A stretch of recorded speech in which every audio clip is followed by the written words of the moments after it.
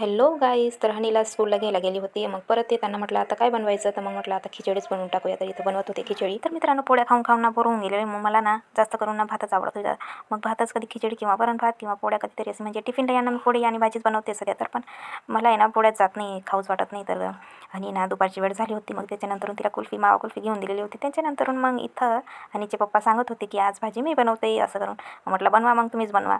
तर मिक्स भाजी बनवते, बटाटा आहे, वाटाणे आणि ब्रोकली आहे. तर 3 भाजी असं करून मिक्स करून बनवते इथं.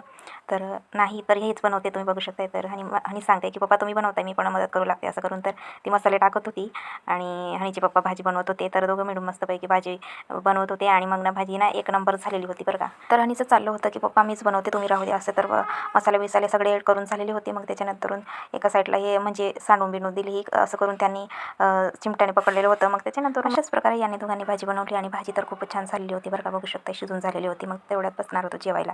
आपल्या चॅनलला लाईक करा, कमेंट करा आणि सबस्क्राईब करायला विसरू नका. बाय.